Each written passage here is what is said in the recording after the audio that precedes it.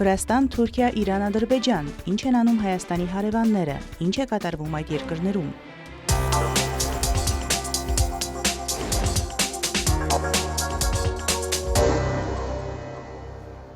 Վրաստանի դատարանը պետական բյուջեի մեծ գումարի վատնման գործով նախկին նախագահ Միխեիլ Սաակաշվիլիին մեղավոր է ճանաչել։ Նա դատապարտվել է 9 տարվա ազատազրկման։ Միաժամանակ նրան 3 տարով կարգելվի զբաղեցնել պետական ծառայության նշանակովի պաշտոններ։ Դատարանը մեղավոր է ճանաչել նաև նույն գործով մեղադրվող պետական անվտանգության հատուկ ծառայության նախկին ղեկավար Թեմուր Ջանաշինային, սակայն ինչպես պարզաբանել է դատավորը, Ջանաշիայի մեղադրանքը վերավորակավորվել է եւ նրա դեպքում նշանակվել է 300,000 լարիի տուգանք։ Միխեիլ Սաակաշվիլիի եւ Թեմուր Ջանաշիայի նկատմամբ քննությունը վերաբերում է պետական բյուջեի շուրջ 9 միլիոն լարիի վատնմանը անձնական նպատակների համար։ Ըստ դատախազության քննության ընթացքում պարզվել է, որ Վրաստանի նախագահ Միխեիլ Սաակաշվիլին պետական անվտանգության հատուկ ծառայության ղեկավար Թեյմուրազ Ջանաշիայի եւ Օթար Քֆելիձեի մասնակցությամբ բյուջետային միջոցների ոչ նպատակային օգտագործման փաստերը գաղտնի պահելու նպատակով նախագահի պահուստային ֆոնդից հատկացումներ է արել իր անմիջական ենթակայության տակ գտնվող պետական անվտանգության հատուկ ծառայությանը։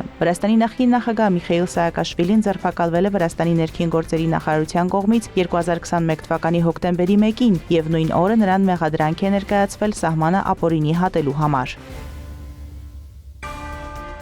Վրաստանի վարչապետ Իրակլի Կոբախիձեն ընդունել է Ադրբեջանի Միլի Մեջլիսի նախագահ Սահիբա Գաֆարովային։ Կողմերը քննարկել են Վրաստանի եւ Ադրբեջանի միջև ռազմավարական գործընկերությունը, տարածաշրջանային համատեղ ծրագրերն ու տնտեսական գործակցության հարցերը։ Կոբախիձեն եւ Գաֆարովան ընդգծել են այս տարվա հունվարին Վրաստանի եւ Ադրբեջանի վարչապետների նախագահությամբ տեղի ունեցած տնտեսական գործակցության միջկառավարական հանձնաժողովի 10-րդ նիստի արդյունավետությունը։ Ուշադրություն է դարձվել նաեւ գործակցության խորացման գործում բարձր մակարդակի այցերի կարևորությանը։ Ընդգծվել է նաև Հարավային Կովկասում խաղաղության եւ կայունության կարևորությունը։ Վրաստանի վարչապետը նշել է, որ Վրաստանը պատրաստ է շարունակել իր աջակցությունը տարածաշրջանում խաղաղության եւ բարօրության ապահովմանը։ Թբիլիսիի քաղաքապետ Կախա Կալաձեն հայտարարել է, որ Վրաստանի իշխանությունները պատրաստ են վերագործարկել Միացյալ Նահանգների եւ Եվրոպայի հետ հարաբերությունները։ Վրացական լրատվամիջոցների տվյալով Պաշտոնյանն նշել է, որ վերջին 3 տարին շատ բարդ է եղել, սակայն հասարակությունը քաջ գիտակցում է, թե ինչ մարտահրավերների առջև է կանգնած երկիրը։ Մենք բազմիցս պատրաստակամություն ենք հայտնել կարգավորելու հարաբերությունները։ Այս ամբողջ ընթացքում պաշտպանել ենք մեր շահերը, մեր երկիրը եւ թույլ չենք տվել որևէ մեկին Վրաստանը օգտագործել իր նպատակների համար։ Կալաձեն հույս է հայտնել, որ մոտ ապագայում կսկսվի Արևմուտքի հետ հարաբերությունների վերագործարկումը, ինչը դրական կանդրադառնա Վրաստանի վրա։ ԱՄՆ նախագահը հայտարարել է խորքային պետությանը հաղթելու մտադրության մասին, եւ մենք ցանկանում ենք, որ այդ ամենը ազդի Վրաստանի վրա ոչ միայն հայտարարություններով, այլև կոնկրետ քայլերով, գործողություններով։ Անհրաժեշտ է վերագործարկել հարաբերությունները եւ սկսել մաքուր էջից։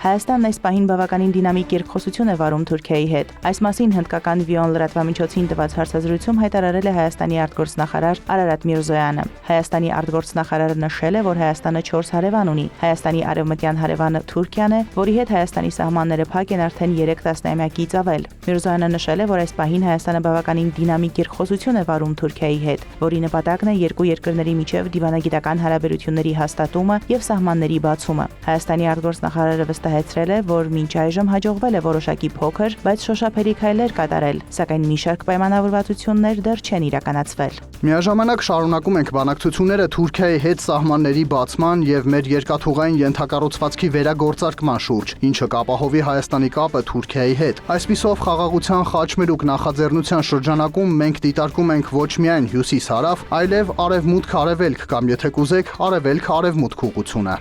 Միրզոյանը նշել է, որ արդեն համաձայնեցրել են սահմանը նախ պետք է բացվի երրորդ երկրների քաղաքացիների, նաև Հայաստանի եւ Թուրքիայի դիվանագիտական անձնագիր ունեցողների համար։ Մենք արդեն համաձայնեցրել ենք, որ սահմանները նախ պետք է բացվի երրորդ երկրների քաղաքացիների, նաև Հայաստանի եւ Թուրքիայի դիվանագիտական անձնագիր ունեցողների համար։ Վերջին կետն առայժմ կյանքի չի կոչվել, բայց մենք շարունակում ենք երկխոսությունը։ Եվ եւս մեկ անգամ, եթե հարաբերությունները լիովին կարգավորվեն, դա շահավետ կլինի ոչ միայն երկու երկրների, այլև տարածաշրջանի եւ դրա սահմաններից դուրս գտնվող մի շարք այլ դերակատարների համար։ Թուրքիայի նախագահ Ռեջեփ Թայիպ Էրդողանը ողջունել է քրդերի գլխավորած եւ Միացյալ Նահանգների կողմից աջակցվող Սիրիայի դեմոկրատական ուժերի եւ Սիրիայի նոր կառավարության միջև համաձայնագիրը, ասելով, որ բոլոր սիրիացիները շահելու են այդ գործարքից։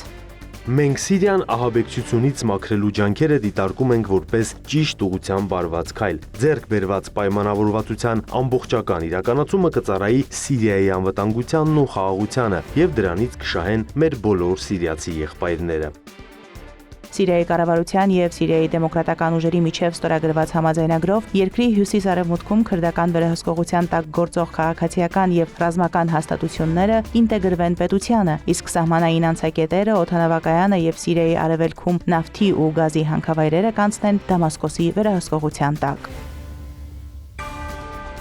ՆԱՏՕ-ն Եվրամիությանը եւ Թուրքիային կոչ է արել բարելավել իրենց հարաբերությունները։ Դաշինքի գլխավոր քարտուղար Մարկ Ռյուտեն մասնավոր կարգով հորդորել է Եվրամիության ղեկավարներին ակտիվացնել փոխգործակցությունը Թուրքիայի նախագահ Ռեջեփ Թայիպ Էրդողանի հետ, մի կողմ թողնելով տարաձայնությունները եւ ամրապնդել անվտանգության ոլորտում գործակցությունը։ Այս մասին հաղորդում է Financial Times թերթը, վկայակոչելով Ռյուտեի հայտարարություններից տեղյակ պաշտոնատար անձանց։ Հրատարակության տվյալով դա պայմանավորված է Միացյալ Նահանգների նախագահ Դոնալդ Թրամփի եւ նրա վարչակազմի եվրոպական անվտանգության հետ կապված դիրքորոշմամբ։ Ըստ պարբերականի Բրյուսելն ուսումնասիրում է Թուրքիայի ու Եվրամիության անդամ չհանդիսացող այլ երկրների հետ գործակցության ընդլայնման հնարավորությունը եվրոպական պաշտպանական կարողությունների մեծացման շրջանակում։ Financial Times-ը հիշեցնում է, որ Թուրքիայի արտգործնախարար Հական Ֆիդանը մարտի սկզբին մեկնել էր Լոնդոն մասնակցելու Ուկրաինային նվիրված հանդիպմանը։ Քննարկումների ընթացքին ծանոթ 3 անձանց խոսքով դրանից առաջ փետրվարին Եվրամիության առաջնորդների հետ մասնավոր ճաշկերույթի ժամանակ Ռյուտեն դիմել էր Եվրամիության ղեկավարներին եւ ընդգծել Թուրքիայի հետ գործակցության ընդլայնման կարևորությունը, կոչ անելով ներկաներին ավելի ակտիվորեն փոխգործակցել Անկարայի հետ։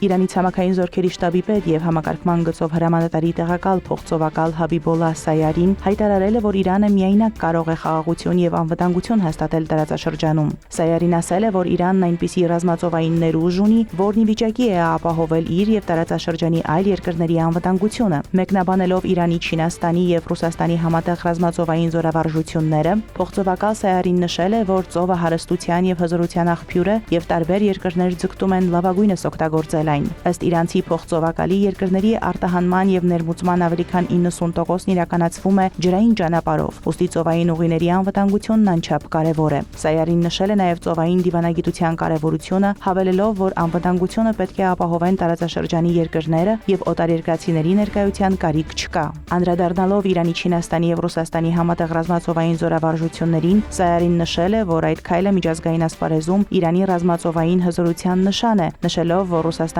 եւ Չինաստանը Իրանը որպես տարածաշրջանում առանցքային տերություն են ճանաչում։ Իրանը Սիրիայի անցումային կառավարությանը կոչ է արել պատասխանատվության ենթարկել Սիրիայի ափամերձ նահանգներում խաղաղ բնակիչների սպանությունների մասնակիցներին։ Այս մասին հայտարարել է Սիրիայի հարցով Իսլամական Հանրապետության արտաքին գործերի նախարարի հատուկ ներկայացուցիչ Մոհամմադ Ռեզա Ռաուֆ Շեյբանին։ Սիրիայի ափամերձ նահանգներում բռնությունների եւ անմեղ մարդկանց սպանությունների մասշտաբները ցնցող են։ Մենք դատապարտում ենք սիրիական հասարակության տարբեր փոքրամասնությունների ներկայացուցիչ անմեղ մարդկանց սպանությունները։ Այս հանցագործությունների համար պատասխանատուները պետք է պատասխանատվության ենթարկվեն։ Շեյբանին նաև նկատել է, որ Մերձավոր Արևելքի տարածաշրջանի ժողովուրդը եւ համաշխարհային հանրությունը ակնկալում են վճռական գործողություններ Սիրիայի ժամանակավոր կառավարությունից, դադարեցնելու բռնությունը, քրեական պատասխանատվության ենթարկելու եւ այդ գործողությունների մեղավորներին պատժելու համար։ Նրա խոսքով Իրանը միշտ եղել է Սիրիայի կայունության, հանգստության եւ տարածքային ամբողջականության կողմնակիցը։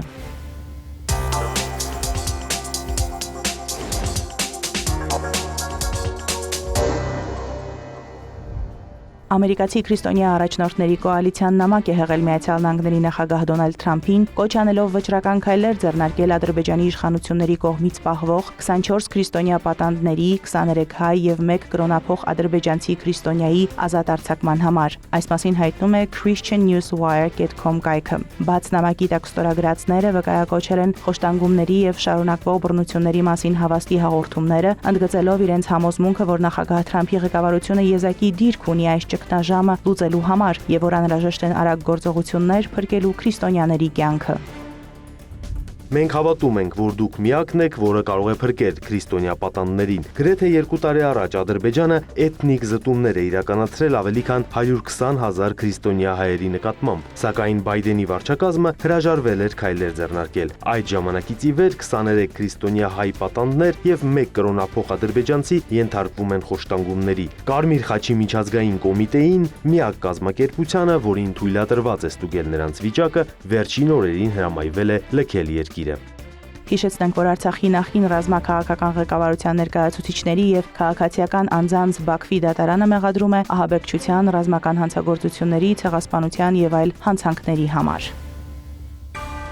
Ադրբեջանի նախագահ Իլհամ Ալիևը ընդունել է ՄԱԿ-ի գլխավոր քարտուղարի տեղակալ ՄԱԿ-ի քաղաքակրթությունների դաշինքի բարձր ներկայացուցիչ Միգել Անխել Մորատինոսին։ Ալիևը նաև ընդունել է Ժնևում ՄԱԿ-ի գրասենյակի գլխավոր տնօրեն Տատյանա Վալովայային։ Երկու հանդիպումներից էլ մանրամասներ չեն հաղորդվում։ Ավելի վաղ ադրբեջանական մի շարք լրատվամիջոցներ հղում անելով սեփական աղբյուրներին հայտնել էին, որ պաշտոնական Բաքուն ցանկանում է փակել Ադրբեջանում ՄԱԿ-ի 4 գործակալության գրասենյակները։ Դրանք են Միավորված ազգերի կազմակերպության զարգացման ծրագիրը, ՄԱԿ-ի բնակչության հիմնադրամը, ՄԱԿ-ի փախստականների հարցերի գերագույն հանձնակատարի գրասենյակը եւ ՄԱԿ-ի մանկական հիմնադրամը։ Ադրբեջանում ՄԱԿ-ի գրասենյակը դեռ չի մեկնաբանել այդ լուրը, սակայն Բաքվում ՄԱԿ-ի աշխատակիցները հաստատել են, որ իշխանություններից նամակներ են ստացել, որոնցում գրասենյակների փակման համար նշված է 2-ից 6 ամիս ժամկետ։ Այս տարվա հուլիսից Ադրբեջանում կարգելվեն մերձավոր ազգականների ամուսնությունները։ Այս մասին հայտարարել է Ադրբեջանի արդարադատության փոխնախարար Աբիդին Հուսեյնովը Միլի Մեջլիսում ընտանիքի, կանանց եւ երեխաների իրավունքները որպես սահմանադրական իրավունքների հիմնական առաջնահերթություն թեմայով հանրային լսումների ժամանակ։ Հուսեյնովի խոսքով նման միջոցառումներն ուղղված են ընտանիքի առողջության պահպանմանը։ Ընտանեկան օրենսգրքում նոր փոփոխությունների համաձայն ամուսնությունը խոչընդոտող հանգամանքների ցանկում ներառվելու են ընդհանուր կենսաբանական պապեր եւ տատեր ունեցող եղբայրների եւ քույրերի երեխաները, հորեղբայրներն ու զարմուհիները, նաեւ կենսաբանական հարաբերություններով կապված մորաքույրներն ու եղբոր-որդիները։ Հուսեյնովի խոսքով Ադրբեջանն ակտիվորեն պայքարում է նաեւ վաղ եւ ոչ պաշտոնական ամուսնությունների դեմ։ Քրեական եւ վարչական օրենսգրքում նոր դրույթներ են մտցվել նման խախտումների համար պատժաչափերն ավելացնելու համար։ Արդարադատության նախարարությունը հոգեբանի ծառայություններ է առաջարկում ամուսնալուծվող զույգերին։ Այս նախաձեռնության շնորհիվ զույգերի 20%-ը հոգեբանի հետ խորհրդակցելուց հետո որոշում է չբաժանվել։ Մարոտ Հարվերդյան, Հարևաններ։